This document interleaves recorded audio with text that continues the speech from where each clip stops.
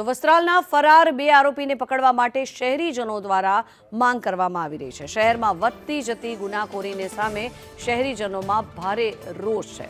અમદાવાદમાં શાંતિ હવે રહી જ નથી તેવું નિવેદન શહેરીજનો દ્વારા આપવામાં આવી રહ્યું છે। ત્યારે સલામત ગુજરાતની છબી હવે અસલામત થઈ ગઈ છે। શહેરીજનો આ પ્રકારની વાત કરી રહ્યા છે। ત્યારે ઘરની બહાર નીકળતા પણ હવે ડર લાગી રહ્યો છે, કારણ કે વારંવાર આવા અનેક કિસ્સાઓ સામે આવી રહ્યા છે। ત્યારે પ્રશાસનને કાયદાનું ભાન કરાવવું ખૂબ જ જરૂરી બન્યું છે અને કાયદાનું કડક અમલવારીથી ભાન કરાવો તે પ્રકારની માંગ શહેરીજનો દ્વારા કરવામાં આવી રહી છે। સાથે જ ખોટા સુરક્ષાના દાવાઓ પણ ન કરો તેવું શહેરીજનો માંગ કરી રહ્યા છે। અમદાવાદ શહેરમાં ગમે ત્યારે અકસ્માતોની સંખ્યા વધી જાય છે અને ગમે ત્યારે અસામાજિક તત્વો પણ બેફામ બને છે। જાહેરમાં પૂર્વ વિસ્તાર હોય કે પશ્ચિમ વિસ્તાર હોય ત્યાં હત્યા કરી દેવામાં આવે છે। શહેરની શાંતિ દોહડાઈ રહી છે। કડક કાર્યવાહીની વાતો થઈ રહી છે। શહેરીજનો આપણી સાથે છે, એમની સાથે વાત કરીએ।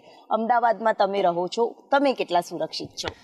દિવ્યાજી, ગુજરાતમાં પહેલા જેવી સુરક્ષા રહી નથી। દિવસે દિવસે અસુરક્ષિતતા અનુભવાય છે અને ઘરમાંથી બહાર નીકળતા પણ ડર લાગે છે હવે કે ક્યાંક ને ક્યાંક આપણા બાળકો જતા હોય તો પણ ગુનાખોર તત્વો જે ખુલ્લેઆમ ફરી રહ્યા છે, જે દાદાગીરી કરી રહ્યા છે, તેની સામે સરકારે અને પોલીસ કર્મીઓએ કડક કાર્યવાહી કરવી જોઈએ। તાત્કાલિક રિઝલ્ટ આવવું જોઈએ, જેથી કરીને બીજા લોકો જે છે, જે ગુનાખોર તત્વો જે છે એના ઉપર દાખલો બેસે અને આ જે અટકી જાય, જે ગુનાઓ કરતા લોકો છે એ ગુના કરતા અટકી જાય એવી આશા છે અમને, કારણ કે ખૂબ જ ભયનો માહોલ અત્યારે બેસી ગયો છે। રાત્રે 8-9 વાગ્યા પછી તો લગભગ બાળકો પણ આપણે બહાર જતા હોય તો ઘરે પાછા ના આવે ત્યાં સુધી વાલીઓને સતત ચિંતા રહ્યા કરે છે। ઇવન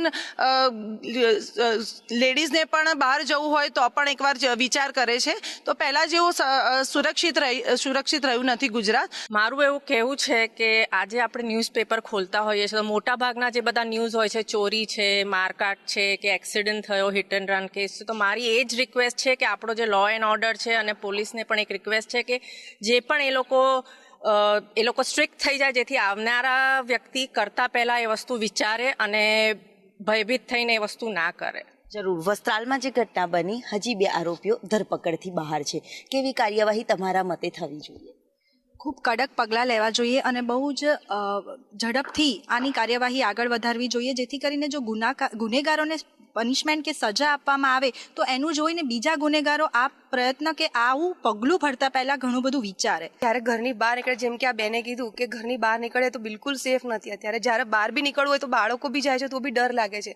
જેમ અત્યારે વસ્ત્રાલમાં કાંડ થયા છે, ખુલ્લેઆમ તલવારો લઈને બાળકોને અને ગાડીઓ રોકીને હસબન્ડ વાઈફને માર્યા છે જે લોકો, એમાં 2 તો પકડાયા જ નથી। આપણે નામ નથી લેતા કોઈનું, કારણ કે એ પોલીસે અને સરકારે જાહેર કરવું જોઈએ, કારણ કે ખરેખર આ વસ્તુ બહુ વધી રહ્યું છે।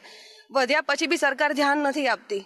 માતા પિતાઓ પણ બહુ જ ભયભીત છે પોતાના બાળકો માટે કે 18 વર્ષની ઉંમરે એને પણ વ્હીકલની જરૂર તો પડવાની જ છે દરેકને, પણ એ બાળક જ જ્યારે ટાઈમસર સમયે ઘરે પહોંચે ત્યારે વાલીઓને નિરાંતનો હાશકારો અનુભવે છે। અને આ જોઈએ તો આજના લોકોની માનસિકતા ખબર નહીં કેટલી ક્રૂરતાવાળી છે। જોઈએ તો જેમ કે ગમે તેમ ફાવે એમ એને વર્તન કરવું છે, કોઈને એને સમાજની કે કોઈના કાયદા કાનૂનની કોઈ બીક નથી। તો આજે હું એવું માનું છું કે કાર્યવાહી એ રીતના કાયદાઓ બનાવો કે જેથી કરીને આ બધું રોકાય। જરૂર। ગુજરાત સુરક્ષિત છે કે નહીં એને લઈને તો અમદાવાદની જનતા હવે ચિંતિત બની છે, કારણ કે સુરક્ષાને લઈને સવાલ ઉઠી રહ્યો છે અને સમાજમાં આવા આરોપીઓ સામે કડકમાં કડક કાર્યવાહી કરવામાં આવે। આરોપીઓ હજી ફરાર ફરતા હોય છે તો તેમને ઝડપી પકડવામાં આવે તેવી અપીલ પણ કરી રહ્યા છે। કેમેરામેન મનીષ વાણિયા સાથે દિવ્યા ચૌહાણ, સંદેશ ન્યૂઝ, અમદાવાદ।